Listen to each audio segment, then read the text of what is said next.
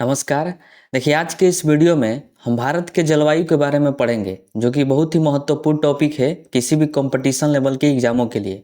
और बहुत ज़्यादा कॉम्प्लिकेटेड टॉपिक भी है, क्योंकि ये किसी को जल्दी समझ में नहीं आता है, क्योंकि वो सही से सिस्टमेटिक ढंग से नहीं पढ़ते हैं कि कौन सा टॉपिक पहले पढ़ना है, कौन सा बाद में पढ़ना है।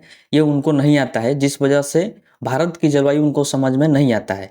तो आज के इस वीडियो में हम उसी सही तरीका से पढ़ेंगे कि कब किसको पढ़ना है, ताकि आपको 100% जो है समझ में आ जाए। आप इस वीडियो में जानिएगा कि भारत के जितने भी राज्य हैं, उन राज्यों में किस मानसून के कारण वर्षा होती है, आने वाले मानसून के कारण कि जाने वाले मानसून के कारण। क्योंकि इससे प्रश्न जो है एग्जाम में पूछा जाता है, पूछेगा कि बताइए कि झारखंड में किस तरह वर्षा होती है, आने वाले मानसून से कि जाने वाले मानसून से। तमिलनाडु में कब वर्षा होती है, जम्मू कश्मीर और लद्दाख में वर्षा क्यों नहीं होती है। तो ये तमाम तरह की जानकारी जो है आपको आज के इस वीडियो में देखने को मिलेगा और आप उसको अच्छे से समझ जाइएगा। तो चलिए अब वीडियो को शुरू करते हैं। अब आइए हम समझते हैं मौसम और जलवायु में क्या डिफरेंस होता है, यानी क्या अंतर होता है। तो देखिए, मौसम जो होता है यह वायुमंडल में रोजाना होने वाले बदलाव को ही मौसम कहा जाता है। ठीक है, देखिए वायुमंडल का मतलब क्या हुआ, आपके चारों तरफ जो हवाएं मौजूद है उसी को हम वायुमंडल कहते हैं। तो वायुमंडल में जो रोजाना बदलाव होता है उसी को हम मौसम कहते हैं। आप देखे होंगे कि अभी धूप निकला है, उसके जस्ट बाद क्या होगा कि बादल छा जाएंगे, बारिश होने लगेगी, उसके बाद आंधी तूफान आने लगेगा। तो ये तमाम तरह के बदलाव जो है रोजाना होते रहते हैं क्षणिक क्षणिक समय में। तो उसी को हम लोग मौसम के नाम से जानते हैं, उसी को मौसम कहा गया है। ठीक है, यह जो है अल्पकालीन स्थिति को दर्शाता है। अल्पकालीन स्थिति का मतलब बहुत कम समय का होता है, इसी स्थिति को दर्शाता है। तो उसी को हम लोग मौसम के नाम से जानते हैं। ठीक है, वही यदि जलवायु की बात करें यानी क्लाइमेट, तो यह किसी भी देश का या फिर किसी क्षेत्र के लगभग 30 सालों का अध्ययन होता है। वहां पर जो है 30 सालों तक मौसम के अध्ययन किया जाता है, तब जाके मौसम के औसत मान निकाला जाता है और वहां की जलवायु को बताया जाता है। ठीक है, मान लीजिए कि कोई क्षेत्र है या फिर कोई देश है, तो वहां पर जो है 30 सालों तक मौसम का अध्ययन किया जाएगा और तब जाके पता चलता है कि 30 सालों के अंदर देखा गया कि अधिकतर सालों में क्या यहाँ पर पड़ा है, गर्मी पड़ी है या फिर ठंडी पड़ी है। उस हिसाब से उस क्षेत्र की जलवायु को बताया जाता है। मान लीजिए कि कोई क्षेत्र है और वहां पर 30 सालों तक मौसम का अध्ययन किया गया और पता चला कि 30 सालों में अधिकतर सालों में यहाँ पर जो है ठंडी पड़ी है, तो हम कह सकते हैं कि उस क्षेत्र की या फिर उस देश की जो जलवायु है वह ठंडी जलवायु है। ठीक है, तो इस तरह से अध्ययन किया जाता है, तब जाके किसी भी क्षेत्र की जलवायु के बारे में बताया जाता है। अब देखिए कि मौसम में ही 30 सालों तक क्या अध्ययन किया जाता है। तो देखिए, वहां पर वर्षा का अध्ययन किया जाता है। वर्षा भी किस में आएगा, मौसम के अंतर्गत आएगा। तो वर्षा का अध्ययन किया जाता है, तापमान का अध्ययन किया जाता है, वायुमंडलीय दाब के बारे में भी अध्ययन किया जाता है और उसके साथ पवनों की दिशा का भी पता लगाया जाता है। ठीक है, तो ये सभी तरह की चीजों का 30 सालों तक अध्ययन किया जाता है, तब जाके उस क्षेत्र की या फिर उस देश की जलवायु के बारे में बताया जाता है। ठीक है, अब देखिए यहाँ पर एक वर्ड आया है वायुमंडलीय दाब। तो समझिए इसको कि वायुमंडलीय दाब क्या होता है। देखिए, हमारे चारों तरफ बहुत सारी हवाएं हैं, हवाएं मौजूद हैं। तो वह सभी हवाएं जो है हम पर दबाव लगाती है। पृथ्वी पर मौजूद किसी भी वस्तु पर वह हवाएं दबाव लगाती है, उसी हवाओं के दबाव को हम लोग वायुमंडलीय दाब के नाम से जानते हैं। ठीक है, अब देखिए वो जब दबाव लगाती है तो वो दबाव हमें महसूस नहीं होता है। इसके पीछे रीजन है कि जब से हम लोग जन्म लेते हैं तभी से वो हम पर दबाव लगाती है, जिस वजह से हमें आदत हो गई रहती है वो दबाव महसूस करने की, सहने की। इस वजह से वह दबाव हमें महसूस नहीं होता है। ठीक है, लेकिन हवाएं दबाव लगाती है, उसी को हम लोग वायुमंडलीय दाब के नाम से जानते हैं। देखिए, एग्जाम में डायरेक्टली प्रश्न पूछा जाता है कि जलवायु को प्रभावित करने वाले कारक कौन कौन से हैं। तो देखिए, जलवायु को प्रभावित करने वाले कारक जो है बहुत ज़्यादा हैं। उसमें से है पर्वत। पर्वत जो है यह जलवायु को प्रभावित करता है। अब कैसे करता है, तो देखिए भारत में जो है हिमालय पर्वत है। तो हिमालय पर्वत साइबेरिया से आने वाली ठंडी हवाओं को रोक देता है, जिस वजह से भारत में जो है, भारत के सभी राज्यों में बर्फबारी नहीं होती है, यानी ज़्यादा ठंडा नहीं पड़ता है। अगर हिमालय पर्वत नहीं रहता तो भारत की जलवायु जो है ठंडी जलवायु हो जाती, क्योंकि साइबेरिया से ठंडी हवाएं आती और पूरे भारत में फैल जाती, जिससे बर्फबारी होती। लेकिन भारत की अभी जो है गर्म जलवायु है, क्यों? क्योंकि हिमालय पर्वत है, ठीक है। तो पर्वत जो है ये जलवायु को प्रभावित करता है, ठीक है। उसके बाद है ऊंचाई। ऊंचाई बढ़ने से जो है तापमान में गिरावट आता है, यानी जितनी ऊंचाई पर हम जाते हैं ठंडी उतनी ही बढ़ती जाती है, और जितने नीचे आएंगे तापमान उतना बढ़ते जाएगा। तो ऊंचाई जो है ये भी जलवायु को प्रभावित करता है। उसके बाद है समुद्र से दूरी। देखिए, समुद्र वाले इलाके में रहिएगा तो वहां पर गर्मी ज़्यादा पड़ती है, और जैसे जैसे हम समुद्र से दूर जाते हैं उतनी ही हमें ठंडी महसूस होती है। तो समुद्र से दूरी जो है ये भी जलवायु को प्रभावित करता है, ठीक है। उसके बाद पवन, यानी पवनों की दिशा, हवाएं जो हैं ये भी जलवायु को प्रभावित करती है।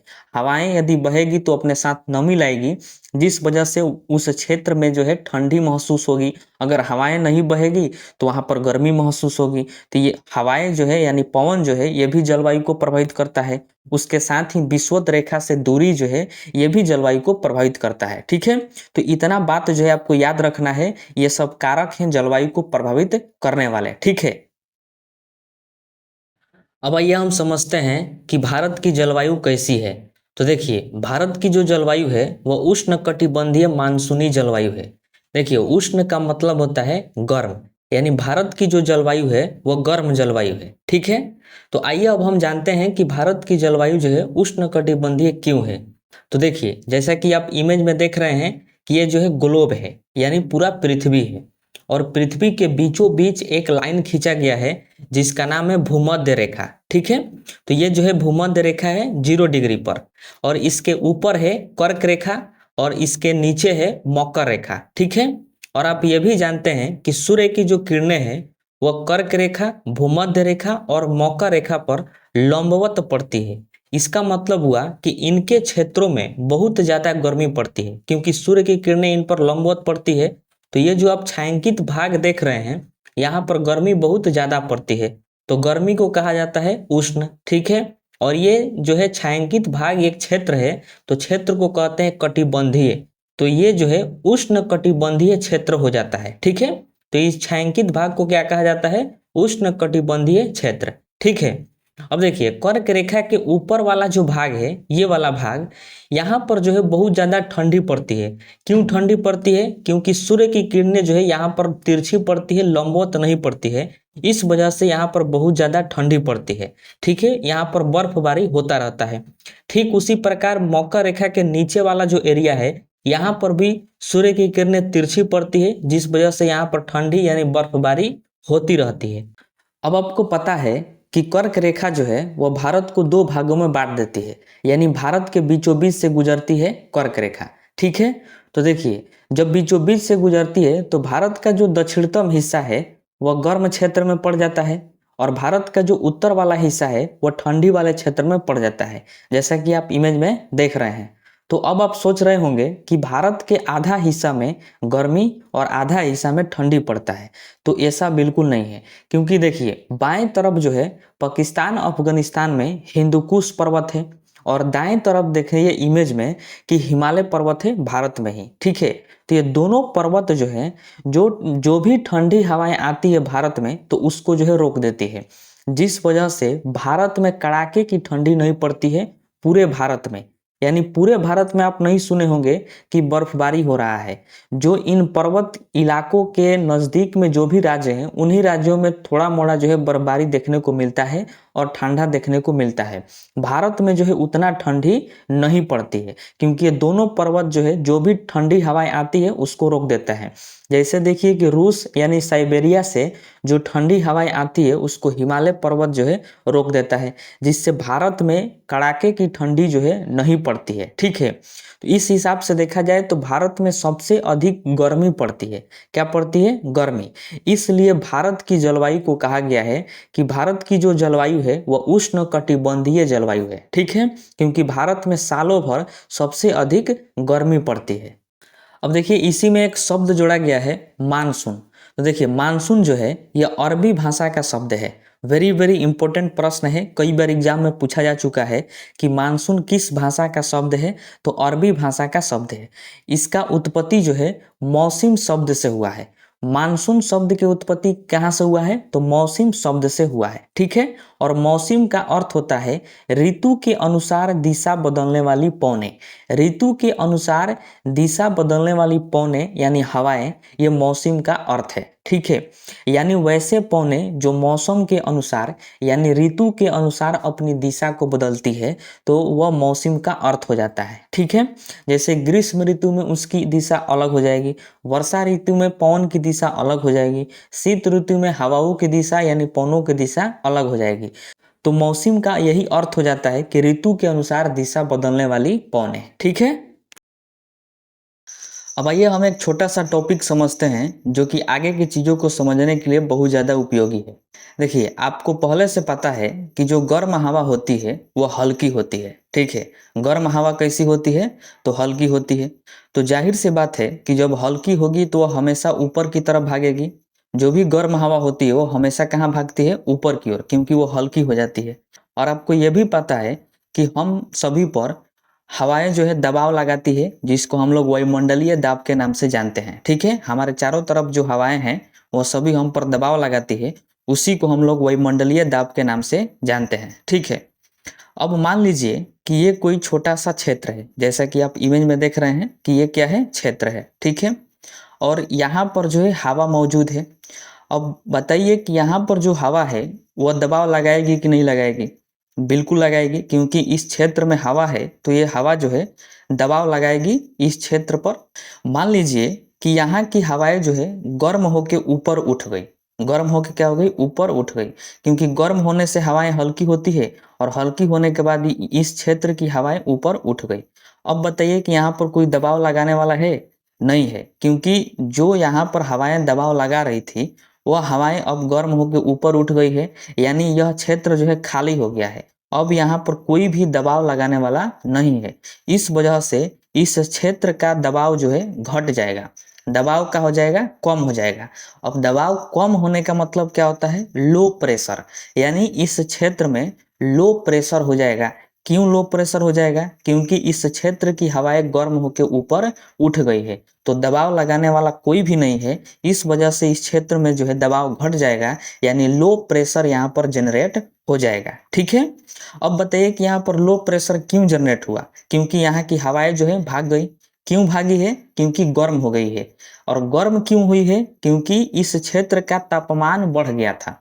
और तापमान कैसे बढ़ता है? जब सूर्य की किरणें किसी क्षेत्र पर लंबवत पड़ती है, बहुत ज़्यादा पड़ती है, यानी उस क्षेत्र में बहुत ज़्यादा जब गर्मी हो जाता है तो वहाँ का तापमान जो है बढ़ जाता है और हवाएं गर्म होकर भाग जाती है, ठीक है। तो ध्यान रखिएगा, इस क्षेत्र का तापमान बढ़ा तो तापमान बढ़ने से गर्मी बढ़ा और यहाँ की हवाएं जो है गर्म होकर ऊपर भाग गई। इस वजह से दबाव लगाने वाला कोई नहीं रहा। इस वजह से इस क्षेत्र में लो प्रेशर जनरेट हो गया, ठीक है। तो वेरी वेरी इंपॉर्टेंट है, आपको ध्यान रखना है कि जब भी किसी क्षेत्र का तापमान बढ़ता है तो वहां पर जो है लो प्रेशर हो जाता है। जब भी तापमान बढ़ेगा तो क्या हो जाएगा? Low pressure. और ठीक इसी के विपरीत अगर तापमान घटेगा तो वहां पर हो जाएगा हाई प्रेशर। तापमान घटने से हाई प्रेशर, और जब भी किसी क्षेत्र का तापमान बढ़ेगा तो वहां पर हो जाएगा लो प्रेशर, क्योंकि जैसे ही तापमान बढ़ेगा तो उस क्षेत्र की हवाएं जो है गर्म हो जाएगी और गर्म होकर ऊपर भाग जाएगी, तो वहां पर दबाव लगाने वाला कोई नहीं रहेगा, यानी दबाव घट जाएगा। इसका मतलब वहां पर लो प्रेशर हो जाएगा, ठीक है। अब देखिए, ये जो क्षेत्र खाली हो गया है इसको भरने के लिए अगल बगल से हवाएं आएगी और इस क्षेत्र को भर देगी, क्योंकि यह क्षेत्र जो है गर्मी के कारण, तापमान बढ़ने के कारण यह क्षेत्र हवाओं से खाली हो गया है। यहाँ पर हवा नहीं है, लेकिन इसके अगल बगल जो है हवा है। तो इसके अगल बगल हवा होने का मतलब क्या है? हाई प्रेशर इधर है, इसके बगल में क्या है? High pressure. तो बगल से हवाएं आकर इस क्षेत्र को भरेगी। बगल से हवाएं आकर इस क्षेत्र को क्या करेगी? भरेगी। तो आपको ध्यान रखना है कि हवाओं का जो दिशा होता है वह हाई प्रेशर से लो प्रेशर की ओर होता है, क्योंकि इस क्षेत्र में लो प्रेशर है, हवा नहीं है, और इसके अगल बगल हवा है तो हाई प्रेशर है। तो अगल बगल से हवाएं आकर इस खाली स्थान को भरेगी, यानी हाई प्रेशर से लो प्रेशर की ओर हवाएं आएगी, ठीक है। तो हमेशा आपको ध्यान रखना है कि हवाओं का जो दिशा होता है वो हाई प्रेशर से लो प्रेशर की ओर होता है, ठीक है। हवाओं का दिशा किधर से किधर होता है? तो हाई प्रेशर से लो प्रेशर की ओर। अब आइए हम आगे समझते हैं। देखिए, यह जो है पृथ्वी है और पृथ्वी के बीचों बीच आपको पता है कि भूमध्य रेखा है, ठीक है। और भूमध्य रेखा के ऊपर है कर्क रेखा और भूमध्य रेखा के नीचे है मकर रेखा, जैसा कि आप इमेज में देख रहे हैं। देखिए अब इन तीनों रेखाओं पर सूर्य की किरणें जो है लंबवत पड़ती है। आपको पहले से ही पता है कि सूर्य की किरणें जो है कर्क रेखा, भूमध्य रेखा और मकर रेखा पर लंबवत पड़ती है। अब देखिए कब कब पड़ती है, तो देखिए सूर्य की जो किरण है वह भूमध्य रेखा पर 21 मार्च को लंबवत पड़ती है। यानी मार्च के महीना में सूर्य की किरणें भूमध्य रेखा पर लंबवत पड़ती है। इसका मतलब हुआ कि भूमध्य रेखा पर मार्च के महीना में भीषण गर्मी पड़ता होगा। क्यों? क्योंकि मार्च के महीने में यानी 21 मार्च को सूर्य की किरणें भूमध्य रेखा पर पड़ रही है, ठीक है। उसके बाद जो है भूमध्य रेखा से सूर्य की किरणें उत्तरायण होती है। अब उत्तरायण का मतलब क्या हुआ कि ऊपर की तरफ जाएगी, क्योंकि ग्लोब पर देखिए ऊपर की तरफ उत्तर होगा और नीचे की तरफ क्या होगा, दक्षिण। तो सूर्य की किरणें मार्च के बाद जो है उत्तरायण होती है। यानी मार्च के बाद क्या आता है, अप्रैल, मई और उसके बाद जून। यानी जून महीना में कर्क रेखा पर सूर्य की किरणें लंबवत पड़ती है। किस तारीख को पड़ती है, तो 21 जून को। ध्यान रखिएगा कि सूर्य की किरणें जो है जून के महीने में 21 तारीख को कर्क रेखा पर लंबवत पड़ती है। तो जब जून के महीने में सूर्य की किरणें कर्क रेखा पर पड़ेगी, इसका मतलब जो है कर्क रेखा वाले क्षेत्रों में भीषण गर्मी होगी, क्योंकि कर्क रेखा पर जून के महीने में सूर्य की किरणें वहां पर लंबवत पड़ती है। फिर उसके बाद जो है अब सूर्य की किरणें जो है दक्षिणायन होती है। इसका मतलब अब कर्क रेखा से नीचे आएगी। तो जून के महीने में कर्क रेखा पर पड़ रही है, तो जून के बाद क्या आता है, जुलाई, अगस्त और फिर सितंबर। फिर भूमध्य रेखा पर सितंबर के महीने में सूर्य की जो किरण है वो लंबवत पड़ती है। किस डेट को पड़ती है, तो 23 सितंबर को। तो वेरी वेरी इंपॉर्टेंट आपको ध्यान रखना है कि सूर्य की किरणें जो है भूमध्य रेखा पर साल में 2 बार पड़ती है लंबवत, एक तो 21 मार्च को और दूसरा का 23 सितंबर को, ठीक है। और उसके बाद जो है सूर्य की किरणें और नीचे आती है, तो सितंबर में भूमध्य रेखा पर है। उस सितंबर के बाद क्या आएगा, अक्टूबर, नवंबर और फिर दिसंबर। यानी सूर्य की किरणें दिसंबर महीना में मकर रेखा पर लंबवत पड़ती है। किस डेट को पड़ती है, तो 22 दिसंबर को, ठीक है। इसका मतलब हुआ कि दिसंबर के महीना में जो मकर रेखा वाला क्षेत्र है वहां पर जो है भीषण गर्मी पड़ती होगी, क्योंकि 22 दिसंबर को सूर्य की किरणें मकर रेखा पर लंबवत पड़ती है। अब आप जान गए कि जून के महीने में कर्क रेखा पर सूर्य की किरणें लंबवत पड़ती है। और आप ये भी इमेज में देख रहे हैं या फिर पहले से भी जानते हैं कि कर्क रेखा वाले क्षेत्र में ही भारत आता है। यानी कर्क रेखा जो है भारत के बीचों बीच से गुजरती है और जून के महीने में ही कर्क रेखा पर सूर्य की किरणें लंबवत पड़ती है। इसका मतलब हुआ कि जून के महीने में कर्क रेखा वाला जितने भी क्षेत्र हैं वहां पर भीषण गर्मी होती होगी। और भीषण गर्मी होने का मतलब वहां पर तापमान क्या है, ज्यादा है। और जैसे ही तापमान ज्यादा होगा कर्क रेखा वाले क्षेत्रों में जून के महीने में, तो वहां की हवाएं जो है गर्म होकर ऊपर भाग जाएगी। भागेगी कि नहीं भागेगी, बिल्कुल भागेगी, क्योंकि सूर्य की किरणें जो है जून के महीने में कर्क रेखा पर पड़ती है। तो कर्क रेखा पर पड़ने के कारण कर्क रेखा वाला जो भी क्षेत्र है वहां का तापमान जो है बढ़ जाएगा। और तापमान बढ़ने के कारण है कि वहां की हवाएं जो है गर्म होकर ऊपर भाग जाएगी। अब वहां पर जैसे ही गर्म होकर हवाएं ऊपर भागेगी वहां पर दबाव कम हो जाएगा, यानी लो प्रेशर हो जाएगा। कैसा हो जाएगा, लो प्रेशर। लो प्रेशर वहां पर जो है कर्क रेखा वाले क्षेत्रों में हवा खाली हो जाएगा, वहां पर हवा नहीं रहेगा। अब अगल बगल से हवाएं आएगी कर्क रेखा वाले क्षेत्रों को भरने के लिए। तो किधर से हवा आती है, तो देखिए भूमध्य सागर के तरफ से, यानी नीचे से मकर रेखा वाले एरिया में से ये हवाएं जाती है, ठीक है, कर्क रेखा वाले क्षेत्रों को भरने के लिए। ठीक है, क्यों भरने के लिए जाती है, क्योंकि सूर्य की किरणें जून के महीने में कर्क रेखा पर पड़ने के कारण यहाँ जो है हवाएं यहाँ के गर्म होके हल्की हो जाती है, ऊपर उड़ जाती है और कर्क रेखा वाला क्षेत्र खाली हो जाता है। उस खाली स्थान को भरने के लिए मकर रेखा या फिर भूमध्य रेखा से हवाएं जाती है और कर्क रेखा वाले क्षेत्रों को भरती है। ठीक है, तो जब ये हवाएं जाती है तो यहाँ पर बहुत सारा समुंदर है, महासागर है, तो उनसे जो है नमी ले लेती है। जो मकर रेखा या फिर भूमध्य रेखा से हवाएं जाती है कर्क रेखा वाले क्षेत्रों को भरने के लिए, तो जैसे ही जाती है तो अपने साथ समुंदर महासागरों से जो है नमी ले लेती है और नमी लेकर जो है कर्क रेखा वाले क्षेत्रों में प्रवेश करती है या फिर भारत में जाके प्रवेश करती है, जिसको हम लोग मानसून के नाम से जानते हैं। ठीक है, उसी को हम लोग मानसून कहते हैं। अब आप जान गए कि मानसून जो है उसकी उत्पत्ति कैसे होती है यानी कैसे आती है। लेकिन बात अब ये आती है कि जो हवाएं आती है समुद्र से वह भारत के तरफ ही क्यों जाती है, दाहिने तरफ ही क्यों जाती है, जबकि पृथ्वी तो घूर्णनशील है यानी पृथ्वी हमेशा घूम रही है। तो हवाओं को फेंका जाना चाहिए, लेकिन हवाएं जो है एक ही डायरेक्शन में जा रही है केवल भारत की तरफ, जबकि हवाओं को पूरा चारों तरफ घूमना चाहिए क्योंकि पृथ्वी तो घूर्णनशील है। तो देखिए इस दिशा को बताने के लिए, हवाओं की दिशा को एक्चुअल में बताने के लिए एक वैज्ञानिक आए जिनका नाम था फेरल। ठीक है, फेरल नामक वैज्ञानिक ने बताया कि जो हवाएं होती है वह उत्तरी गोलार्ध में हमेशा दाईं ओर मुड़ जाती है। उत्तरी गोलार्ध में हमेशा किस ओर मुड़ती है, दाईं ओर। जैसा कि आप इमेज में देख रहे हैं कि ये ग्लोब है और इस ग्लोब के ऊपर क्या है, उत्तर, और नीचे क्या है, दक्षिण। तो फेरल ने कहा कि जो हवाएं जब भी आएगी तो उत्तरी गोलार्ध में दाहिनी तरफ मुड़ जाएगी और दक्षिणी गोलार्ध में बाईं तरफ मुड़ जाएगी। ठीक है, यह बात किसने कहा, फेरल ने कहा था। तो ये इन्होंने हवाओं की दिशा बता दिया कि उत्तरी गोलार्ध में हवाएं हमेशा दाईं ओर मुड़ती है और दक्षिणी गोलार्ध में हवाएं हमेशा जो है बाईं ओर मुड़ जाती है। और देखिए कि ग्लोब में उत्तरी गोलार्ध में भारत जो है दाईं ओर पर है, तो जब नीचे से यानी दक्षिण से जब हवाएं जाती है उत्तर में तो वह दाईं ओर मुड़ जाती है और दाईं तरफ ही क्या है, भारत है। इस वजह से मानसून जो है भारत में प्रवेश कर जाता है। ठीक है,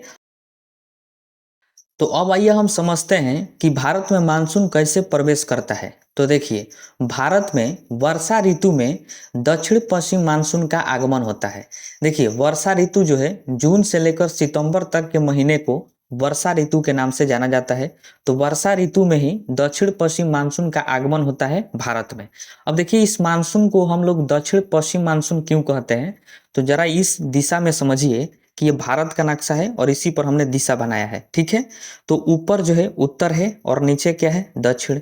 दाहिने तरफ है ईस्ट और बाएं तरफ है वेस्ट यानी पश्चिम।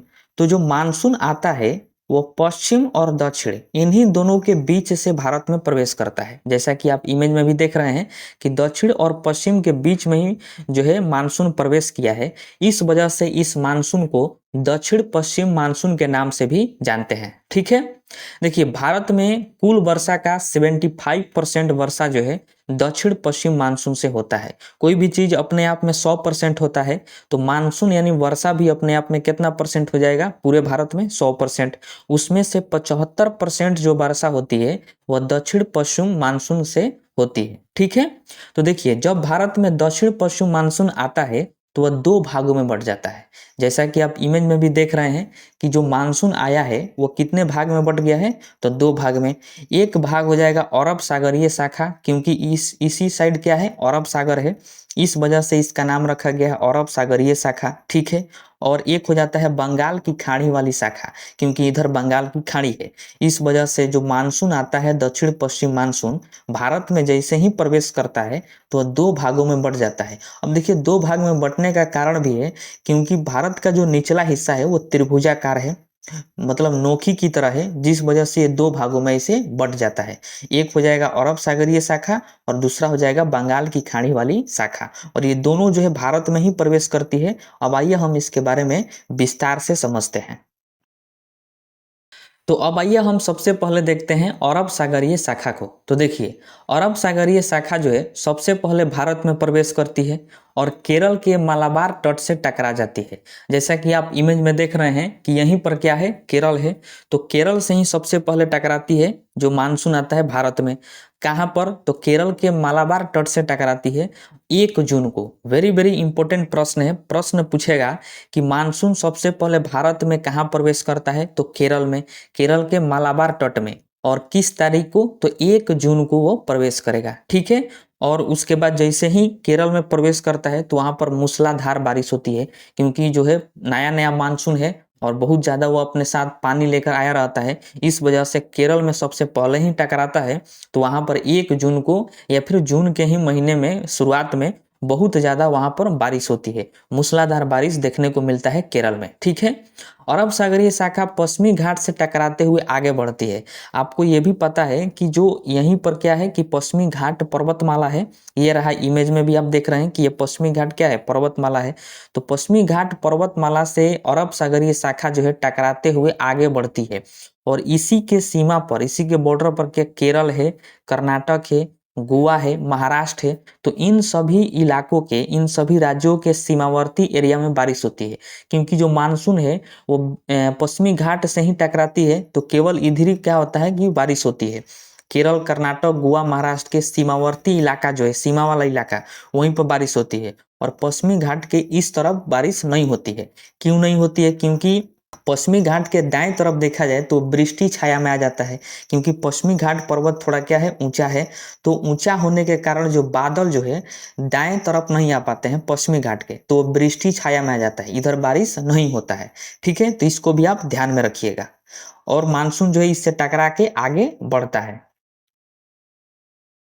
तो देखिए, अरब सागरीय शाखा पश्चिमी घाट से टकराते हुए आगे बढ़ता है, और आगे बढ़ते हुए आगे जाके 3 भागों में बढ़ जाता है। कितने भाग में बढ़ता है? तो 3 भागों में। एक शाखा जो है गुजरात के गिर पर्वत से टकराकर सौराष्ट्र वाले एरिया में बारिश कराता है। जैसे देखिए, ये अरब सागरीय शाखा आ रही है, और यहाँ पर जो है गुजरात में गिर पर्वत है, यहीं पर एक गिर पर्वत। तो गिर पर्वत से अरब सागरीय शाखा जो है टकरा जाती है, और गिर पर्वत के जो नीचे वाला ये एरिया है, इसको सौराष्ट्र वाला एरिया कहा जाता है। तो गिर पर्वत से जैसे ही मानसून टकराता है तो सौराष्ट्र वाले एरिया में क्या होती है, बारिश होती है। तो ये इसका पहली शाखा हो जाता है अरब सागरीय का। ठीक है, दूसरा शाखा की बात करें तो दूसरा शाखा जो है मध्य प्रदेश में जाता है, नर्मदा घाटी में। देखिए, नर्मदा घाटी में जैसा कि आप इमेज में देख रहे हैं कि ऊपर है विंध्याचल पर्वत और नीचे क्या है, सतपुरा पर्वत, और इन्हीं दोनों पर्वत के बीच से नर्मदा नदी बहती है, उसी को हम लोग नर्मदा घाटी के नाम से जानते हैं।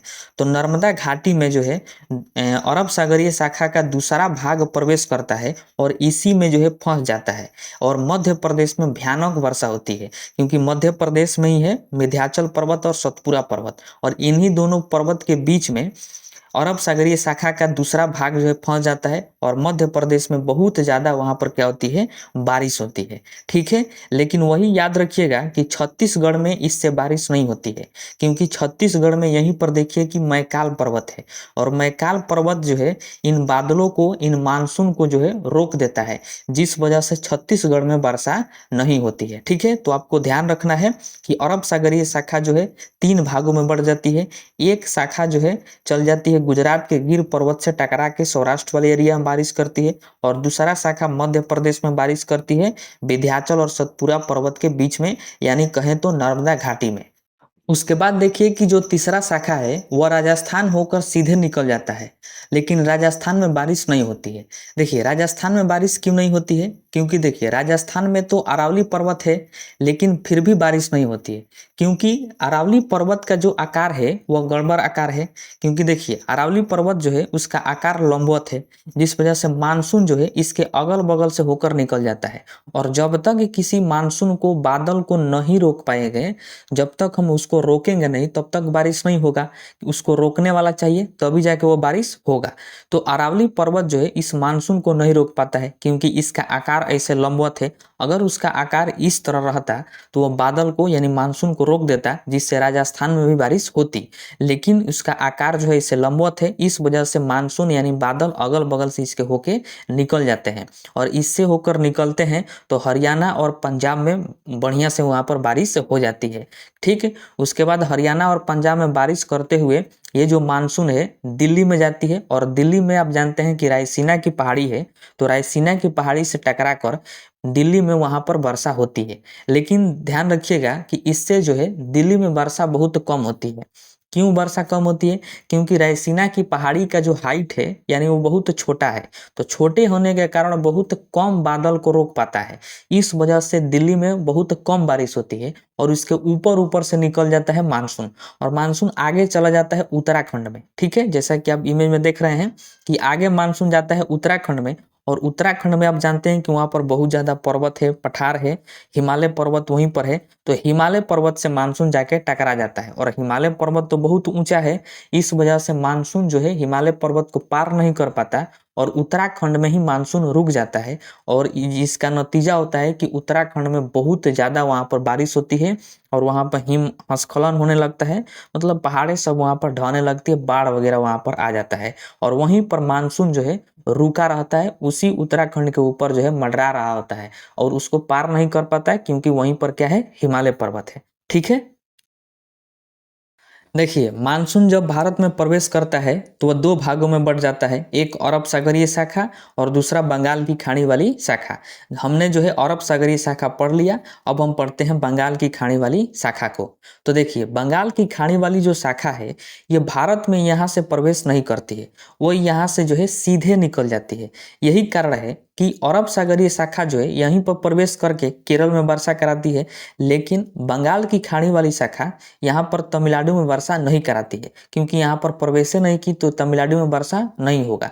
इस वजह से प्रश्न पूछता है कि कौन सा ऐसा राज्य है जिसमें जो है आने वाले मानसून या फिर दक्षिण पश्चिम मानसून या फिर बंगाल के खाड़ी वाली शाखा के कारण बारिश नहीं होती है, तो वह तमिलनाडु राज्य है। ठीक है, तो इसको ध्यान रखिएगा, क्योंकि आने वाले मानसून के कारण यहाँ पर बारिश नहीं होती है, जो मानसून लौटता है उसके कारण तमिलनाडु में वर्षा होती है। हम आपको आगे इसके बारे में बताएंगे। ठीक है, तो देखिए, बंगाल की खाड़ी वाली शाखा सीधे निकल जाती है और सीधे निकलकर पहुंच जाती है मेघालय में।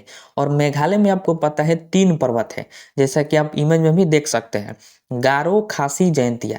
इन तीनों पर्वत से मानसून जो है टकरा जाता है और टकराने के कारण इसी में बवंडर की तरह घूमने लगता है, जिस वजह से मेघालय में भयानक वर्षा होती है, मूसलाधार बारिश होती है मेघालय में। ठीक है, और आपको ये भी पता है कि मेघालय में ही मासिन राम स्थान है जहाँ पर विश्व में सबसे अधिक बारिश होती है।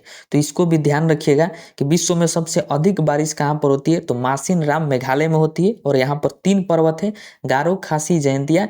इसी में मानसून जो है टकराता है, बादल टकराते हैं, जिसके कारण यहाँ पर बारिश होती है। ठीक है, लेकिन देखिए कि जो गारो, खासी, जयंतिया पर्वत है, इनकी ऊंचाई, इनकी हाइट जो है बहुत छोटी है, जिस वजह से मानसून इनके ऊपर से, यानी बादल इनके ऊपर से हिल जाते हैं, पार कर जाते हैं।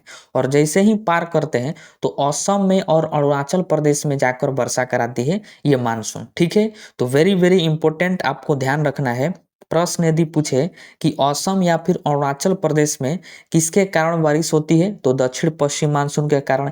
शाखा अगर पूछे तो बंगाल की खाड़ी वाली शाखा के कारण। ठीक है, क्योंकि गारो, खासी, जयंतिया पर्वत के ऊपर से बादल जाके, और असम में है मिकिर पर्वत, मिकिर पर्वत से जो है बादल टकरा जाते हैं, जिस वजह से असम में बारिश होती है और अरुणाचल प्रदेश में बारिश हो जाती है। ठीक है, उसके बाद देखिए कि जो बंगाल की खाड़ी वाली शाखा है वो मेघालय में ही गारो, खासी, जयंतिया से टकराकर वो बाईं ओर मुड़ जाती है। जैसा कि आप इमेज में देख रहे हैं कि वो बाईं ओर क्या हो गई है, बंगाल की खाड़ी वाली शाखा मुड़ गई है और बाईं ओर मुड़कर बिहार, उत्तर प्रदेश में वर्षा कराती है। ठीक है, तो बिहार, उत्तर प्रदेश में वर्षा होता है बंगाल की खाड़ी वाली शाखा से। वेरी वेरी इंपॉर्टेंट है, आपको ध्यान में रखना है कि बंगाल की खाड़ी वाली शाखा से ही बिहार और उत्तर प्रदेश में बारिश होती है। ठीक है, और उसके बाद जो है बिहार और उत्तर प्रदेश के बाद बंगाल की खाड़ी वाली शाखा जो इधर हिमालय पर्वत है, जैसा कि आप इमेज में देख रहे हैं कि ये कौन सा पर्वत हो जाएगा, हिमालय पर्वत। तो ये हिमालय पर्वत से ये मानसून यानी ये बादल जो है टकराते हुए आगे बढ़ते हैं और दिल्ली पहुंचते हैं।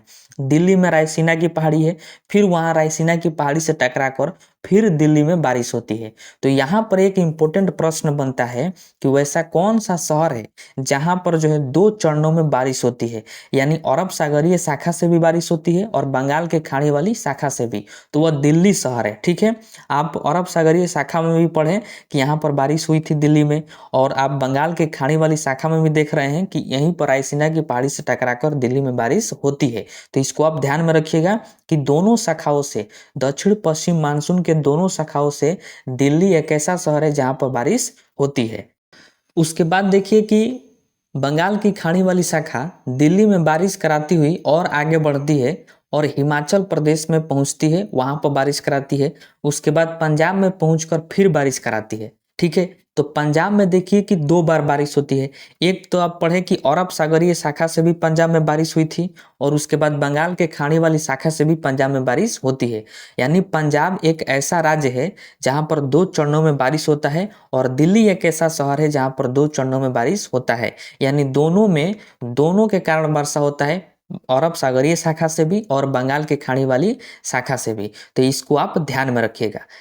तो इसका मतलब हुआ कि बंगाल की खाड़ी वाली शाखा और अरब सागरीय शाखा ये दोनों कहाँ पर मिलती है, तो पंजाब राज्य में मिलती है, क्योंकि दोनों से जो है पंजाब में बारिश होती है, अरब सागरीय शाखा से भी और बंगाल की खाड़ी वाली शाखा से भी। इसका मतलब दोनों कहाँ पर मिल जाती है, तो पंजाब राज्य में। तो वेरी वेरी इंपॉर्टेंट है, आपको ध्यान में रखना है। प्रश्न पूछ सकता है कि दक्षिण पश्चिम मानसून की दोनों शाखाएं, यानी बंगाल की खाड़ी वाली शाखा और अरब सागरीय शाखा, ये दोनों कहाँ पर मिलती है, यानी किस राज्य में मिलती है, तो पंजाब राज्य में मिलती है। ठीक है, तो आप देखें कि मानसून सबसे पहले जो है केरल राज्य में प्रवेश करता है और सबसे बाद में किस राज्य में पहुंच रहा है, तो पंजाब राज्य में। तो इसको भी आप ध्यान रखिएगा कि सबसे पहले दक्षिण पश्चिम मानसून जो है वो केरल में प्रवेश करता है और सबसे लास्ट में पंजाब राज्य में प्रवेश करता है। ठीक है, अब आप सोच रहे होंगे कि भारत के सभी राज्यों में वर्षा हो रही है, जैसा कि आप देख भी रहे हैं, लेकिन क्या जम्मू कश्मीर में वर्षा नहीं होती है?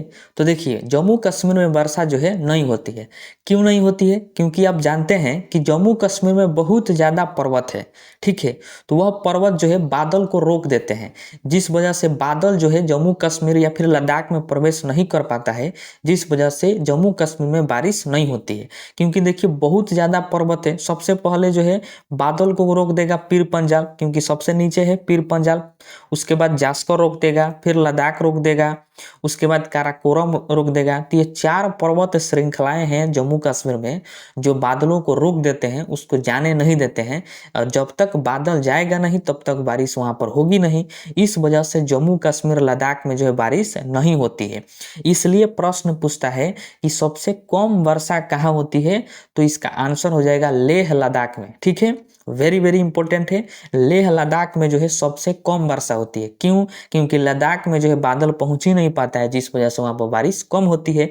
तो लेह लद्दाख में सबसे कम वर्षा होती है भारत में। ठीक है, तो इस तरह जो है मानसून की दोनों शाखा 15 जुलाई तक पूरे भारत में फैल जाता है। डेट भी आपको ध्यान रखना है। 1 जून को भारत में प्रवेश किया, आप पढ़ें, और 15 जुलाई तक, यानी जुलाई महीना में पूरे 15 जुलाई तक पूरे भारत में जो है मानसून प्रवेश कर जाता है। इसको ध्यान रखना है। अब आप पढ़ लिए कि मानसून के कारण भारत में जो है कैसे वर्षा होती है, और मानसून को हमने भारत में प्रवेश भी करा दिया पूरे भारत में। अब हम देखते हैं लौटता मानसून। देखिए, मानसून जो आता है वो मानसून लौटता भी है। ठीक है, और उस लौटते मानसून को भारत में उत्तर पूर्वी मानसून कहा जाता है। क्यों कहा जाता है? क्योंकि उसकी दिशा जो है लौटते समय उत्तर पूर्व की ओर होती है। इस वजह से लौटते मानसून को उत्तर पूर्वी मानसून कहा जाता है। इसको आप ध्यान में रखिएगा। ठीक है, अब आइए हम मानसून को लौटाते हैं। तो देखिए, अभी आप पढ़ें कि जो अरब सागरीय शाखा थी वो उत्तराखंड में आकर रुक गई थी। क्यों रुकी थी? क्योंकि इधर हिमालय पर्वत था और हिमालय पर्वत की ऊंचाई ज्यादा थी, जिस वजह से बादल जो है रुक गए थे, उधर नहीं जा पा रहे थे। क्यों? क्योंकि हिमालय पर्वत की ऊंचाई ज्यादा है, तो वह उत्तराखंड में ही मंडरा रहे थे। ठीक है, तो देखिए, उत्तराखंड में बादल जो है सितंबर माह तक मंडराते रहते हैं और सितंबर माह में है वो लौटना प्रारंभ करते हैं। ठीक है, सितंबर तक वहां पर मंडराते हैं और सितंबर में ही वो लौटना प्रारंभ करते हैं उत्तराखंड से। तो देखिए, अरब सागरीय शाखा जैसे गई रहती है, ठीक उसी रास्ते के माध्यम से वो लौट जाती है। जैसा कि आप इमेज में भी देख रहे हैं कि गुजरात के गिर पर्वत से टकरा कर फिर लौट गई है। इधर नर्मदा घाटी में गई थी, ठीक उसी प्रकार उल्टा लौट गई है, और इधर उत्तराखंड से लौट गई है। और फिर आगे पूरा ये जिस तरह गई रहती है अरब सागरीय शाखा, ठीक उसी प्रकार वो लौट जाती है लौटते समय। ठीक है, सितंबर महीना में, सितंबर महीना के लास्ट तक। अब आइए हम बंगाल की खाड़ी वाली शाखा को लौटाते हैं। तो देखिए, बंगाल की खाड़ी वाली शाखा अभी आप पढ़ें कि वो पंजाब में जाके रुकी थी, यानी सबसे लास्ट में पंजाब में बारिश कराई थी बंगाल की खाड़ी वाली शाखा। तो वो ठीक उसी तरह लौटती है जैसे गई रहती है, पंजाब से ठीक उसी प्रकार लौटती है, और फिर जो है उत्तर प्रदेश बिहार में थोड़ा मोड़ा बारिश कराते हुए आगे बढ़ती है ठीक उसी रास्ते से। लेकिन झारखंड में राजमहल की पहाड़ी है, और लौटते समय बंगाल की खाड़ी वाली शाखा झारखंड के राजमहल की पहाड़ी से टकरा जाती है। ठीक है, तो अब यहाँ पर एक प्रश्न बनेगा कि झारखंड में बताइए कि किस मानसून के कारण वर्षा होता है। आने वाले मानसून के कारण कि लौटते मानसून के कारण? तो ध्यान रखिएगा, लौटते मानसून के कारण यानी उत्तर पूर्वी मानसून के कारण झारखंड में वर्षा होती है। आप तो ये नहीं पढ़े कि बंगाल की खाड़ी वाली शाखा जब आ रही थी तो झारखंड में प्रवेश की, ऐसा आप नहीं पढ़े। लेकिन लौटते मानसून यानी उत्तर पूर्वी मानसून के कारण जो है झारखंड में वर्षा होती है, क्योंकि झारखंड में राजमहल की पहाड़ी है। तो इसको आप ध्यान में रखिएगा। अब देखिए, राजमहल की पहाड़ी से उत्तर पूर्वी मानसून टकरा जाती है और दाईं ओर मुड़ जाती है, यानी नीचे मुड़ जाती है। जैसा कि आप इमेज में देख रहे हैं कि ये राजमहल की पहाड़ी से टकरा कर नीचे की तरफ मुड़ गई है और उड़ीसा और आंध्र प्रदेश में चक्रवात ला देती है। अब यहाँ पर इंपॉर्टेंट प्रश्न बन जाता है कि उड़ीसा और आंध्र प्रदेश में किस मानसून के कारण बारिश होती है? तो उत्तर पूर्वी मानसून यानी लौटते मानसून के कारण। कौन सी शाखा होती है? तो बंगाल की खाड़ी वाली शाखा। ठीक है, तो यहाँ पर जो है लौटते मानसून जो है बंगाल के खाड़ी से नमी ले लेता है और नमी लेकर ये बहुत ज़्यादा स्ट्रांग हो जाता है, जिस वजह से चक्रवात ला देता है उड़ीसा और आंध्र प्रदेश में। तो उड़ीसा और आंध्र प्रदेश में भयानक चक्रवात आता है उत्तर पूर्वी मानसून के कारण। तो इसको भी आप ध्यान में रखिएगा। तो उड़ीसा और आंध्र प्रदेश में चक्रवात के कारण भयानक वर्षा होती है और उसके बाद उत्तर पूर्वी मानसून यानी बंगाल की खाड़ी वाली शाखा और आगे बढ़ती है। तो आगे बढ़ने के क्रम में बंगाल की खाड़ी से उसको नमी मिल जाती है, बहुत ज़्यादा नमी मिल जाती है, जिस वजह से उत्तर पूर्वी मानसून में और ज़्यादा बल हो जाता है। ठीक है, और उसी के साथ जो है वह तमिलनाडु में प्रवेश करती है। ठीक है, आप पढ़े थे कि जब मानसून आया था तो तमिलनाडु में प्रवेश नहीं किया था, लेकिन जब बंगाल की खाड़ी वाली शाखा यानी उत्तर पूर्वी मानसून जब लौटता है यानी जब उत्तर पूर्वी मानसून आता है तो वह तमिलनाडु में लास्ट में प्रवेश करता है। ठीक है, सबसे लास्ट में कहाँ प्रवेश करेगा? तमिलनाडु में। उत्तर पूर्वी मानसून अन्नामलाई और कार्डेमम की पहाड़ी से तमिलनाडु में टकरा जाती है, जिससे तमिलनाडु में ठंडी के दिनों में यानी उसको लौटते लौटते दिसंबर आ जाता है, तो ठंडी के दिनों में तमिलनाडु में भयानक वर्षा होती है। ठीक है, तो बहुत ज़्यादा तमिलनाडु में वर्षा देखने को मिलता है उत्तर पूर्वी मानसून के कारण। तो इससे आपसे प्रश्न पूछेगा कि उत्तर पूर्वी मानसून सबसे लास्ट में कहाँ पहुँचती है? तो तमिलनाडु में पहुँचती है। ठीक है, और तमिलनाडु में दिसंबर के महीना में बहुत ठंडी रहती है, तो उसी समय जो है वहाँ पर बारिश होती है लौटते मानसून के कारण। ठीक है, तो इसको भी आप ध्यान में रखिएगा। तो इस तरह आप देखें और समझे कि भारत से मानसून जो है दिसंबर लास्ट तक भारत से लौट जाता है। ठीक है, देखिए मानसून जो आता है भारत में वो जून महीना में आता है, तो उस समय भारत में रहती है वर्षा ऋतु। जून से लेकर सितंबर तक के महीने को वर्षा ऋतु के नाम से जाना जाता है। तो वर्षा ऋतु रहती है, और जब मानसून लौटता है तो उस समय भारत में यानी सितंबर से मानसून लौटना प्रारंभ करता है, तो उस समय भारत में रहती है शरद ऋतु। सितंबर के बाद आती है शरद ऋतु। ठीक है, तो मानसून वर्षा ऋतु में प्रवेश करता है भारत में और शरद ऋतु में लौटना प्रारंभ करता है, और दिसंबर माह तक जो है वो पूरे भारत से लौट जाता है। ठीक है, अब आइए हम उसके बाद पढ़ते हैं पश्चिमी विक्षोभ, जिसको हम लोग जेट स्ट्रीम भी कहते हैं। देखिए यह भी एक प्रकार का मानसून है जो भारत में प्रवेश करता है। ठीक है, यह भारत में पश्चिम दिशा से प्रवेश करता है, इसलिए इसको हम लोग पश्चिमी विक्षोभ के नाम से जानते हैं। देखिए ये क्या है, इसको हम समझते हैं। आप पूरे ग्लोब में देखिएगा तो यहाँ पर जो है भूमध्य सागर है। ठीक है, भारत से बहुत दूरी पर है भूमध्य सागर, और उसका इमेज जो है हम यहाँ पर बना दिए हैं। तो देखिए भूमध्य सागर के ऊपर से ठंडी के दिनों में, किस दिन में? ठंडी के दिन में, दिसंबर जनवरी ये सब के दिनों में। तो ठंडी के दिनों में भूमध्य सागर के ऊपर से हवाएं चलती है, बहुत तेजी से वहां पर क्या चलती है? हवाएं चलती है। उन हवाओं को जेट स्ट्रीम कहा जाता है। उन हवाओं को क्या कहते हैं हम लोग? जेट स्ट्रीम के नाम से जानते हैं, और वो एक प्रकार की हवा है। जैसा कि आप इमेज में भी देख सकते हैं कि ये भूमध्य सागर है और इसके ऊपर से देखिए कि हवाएं चल रही है, जिसको हम लोग जेट स्ट्रीम कहते हैं। ठीक है, अब देखिए भूमध्य जो है ये एक सागर है, तो सागर में चक्रवात उठेगा, तो जो भी चक्रवात उठा रहता है वह हवाएं जो है उस चक्रवात को लेकर चल देती है। ठीक है, क्योंकि भूमध्य सागर के ऊपर से ही वह हवाएं बह रही है, और उस अगर उसमें भूमध्य सागर में जो चक्रवात उठा है उसको वो लेकर चल जाएगी, उसको लेकर वो बहने लगेगी। तो वो चक्रवात को लेकर बहती है और बहते हुए भारत में चलाती है। ठीक है, पश्चिम दिशा से कहाँ लेकर चलाती है? भारत में, जिसको हम लोग कहते हैं पश्चिमी विक्षोभ। क्या कहते हैं? पश्चिमी विक्षोभ।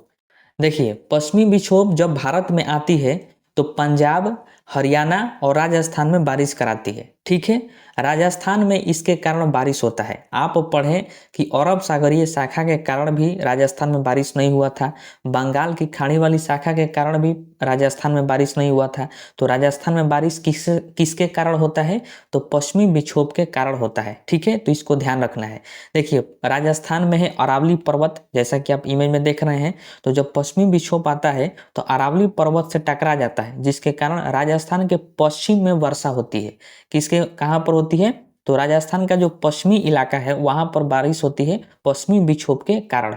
वहीं पर है थार मरुस्थल, यानी थार मरुस्थल में पश्चिमी विक्षोभ के कारण बहुत ज्यादा वहां पर बारिश हो जाती है। अब देखिए, पश्चिमी विक्षोभ में इतना ताकत नहीं रहता है, इसके कारण पंजाब, हरियाणा, उत्तर प्रदेश और बिहार, इन सभी राज्यों में बहुत कम बारिश होती है पश्चिमी विक्षोभ के कारण। यदि आप उत्तर प्रदेश और बिहार के रहने वाले होंगे तो आप देखे होंगे कि जनवरी से फरवरी यानी ठंडी के दिनों में झिमिर झिमिर बारिश होती है। तो वह बारिश किसके कारण हो रही थी? तो पश्चिमी विक्षोभ के कारण। देखिए, पश्चिमी विक्षोभ जो है ये ठंडी के दिनों में आता है, यानी जनवरी फरवरी माह में। और उसी वक्त जो है रबी की फसल जो है बोया गया रहता है। तो रबी के फसल में गेहूं है, और गेहूं उस समय बोया गया रहता है, और गेहूं के लिए जो है बहुत कम पानी चाहिए ठंडी के दिनों में। तो पश्चिमी विक्षोभ के कारण पंजाब हो गया, उत्तर प्रदेश, हरियाणा, बिहार, इन सभी राज्यों में झिमिर झिमिर वर्षा हो जाती है। इस वजह से पंजाब के लोग जो है इस विक्षोभ को यानी इस मानसून को रबी फसल का टॉनिक कहते हैं। टॉनिक इसलिए कहते हैं क्योंकि झिमिर झिमिर वर्षा होती है, जो गेहूं के फसल के लिए बहुत ज्यादा उपयोगी है। ठीक है, और राजस्थान में इसको मावट के नाम से जाना जाता है। तो वेरी वेरी इंपॉर्टेंट है, दोनों आपको ध्यान में रखना है कि राजस्थान में पश्चिमी विक्षोभ को मावट कहा जाता है और पंजाब में इसको रबी फसल का टॉनिक कहा जाता है। ठीक है, ये जो है बिहार में जाते जाते समाप्त हो जाती है। तो ये था पश्चिमी विक्षोभ। तो देखिए, भारत में कुल 100% वर्षा होती है। दक्षिण पश्चिम मानसून से भारत में कुल 75% वर्षा होती है कुल वर्षा का। वही लौटते मानसून के कारण यानी उत्तर पूर्वी मानसून के कारण भारत में कुल 12% वर्षा होती है, और पश्चिमी विक्षोभ के कारण भारत में कुल 3% वर्षा होती है। ठीक है, अब ये सब जो है मानसून है जो भारत में आते हैं और इनके कारण भारत में वर्षा होती है।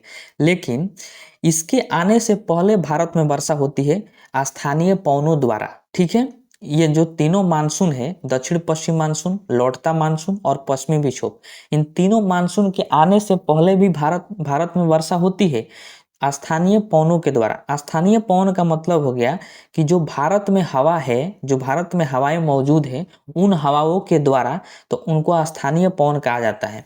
तो उनके द्वारा भी भारत में बारिश होती है, क्योंकि भारत में भी नदियां हैं, तालाब हैं, बहुत सारा, यहाँ पर भी गढ़ा गुड़ी है। तो उनका पानी जो है गर्म होके ऊपर उठता है। ठीक है, गर्म होके वाष्प बन के क्या ऊपर उठेगा, और वही जो है बादल बनेगा, और बादल बनने के कारण जो है उसी वही पिघल कर गिरेगा, तो उसको हम वर्षा कहेंगे। तो स्थानीय पवनों के द्वारा भी भारत में वर्षा होती है। ग्रीष्म ऋतु में वह वर्षा होती है। ग्रीष्म ऋतु का मतलब मार्च से लेकर मई तक का जो महीना होता है, उसी महीना में जो है स्थानीय पवनों द्वारा भारत में वर्षा होती है, क्योंकि यहाँ की नदी तालाब में जो भी पानी है वह गर्म होकर वाष्प बन के ऊपर जाता है और बादल बनता है, जिससे ग्रीष्म ऋतु में वर्षा होती है भारत में, जिसको हम कहते हैं कि स्थानीय पवनों द्वारा बारिश हुई है। ठीक है, उस बारिश को यानी उस मानसून को भारत में पूर्व मानसून वर्षा कहा जाता है। पूर्व का मतलब क्या हुआ? पहले, यानी मानसून आने से पहले जो वर्षा होती है उसी को हम लोग कहते हैं पूर्व मानसून वर्षा। ठीक है, और इसका एक और नाम है आम्र वर्षा। तो आपसे प्रश्न भी पूछता है कि आम्र वर्षा या फिर पूर्व मानसून वर्षा कब है, कब होता है? तो ग्रीष्म ऋतु में या फिर मार्च से लेकर मई के महीने में। ठीक है, ये मानसून आने के पहले की वर्षा होती है, जो भारत में स्थानीय पवनों द्वारा होती है। ठीक है, और पूर्व मानसून वर्षा के कारण भारत में जो है 10% वर्षा होती है। कितने परसेंट वर्षा होती है? तो 10%। इस तरह देखा जाए तो भारत में कुल 100% वर्षा हम आपको बता दिए। दक्षिण पश्चिम मानसून से 75% वर्षा, लौटता मानसून यानी उत्तर पूर्वी मानसून से 12% वर्षा, और पश्चिमी विक्षोभ से 3%, और पूर्व मानसून से 10%। इस प्रकार टोटल 100% वर्षा भारत में हो जाती है। ठीक है।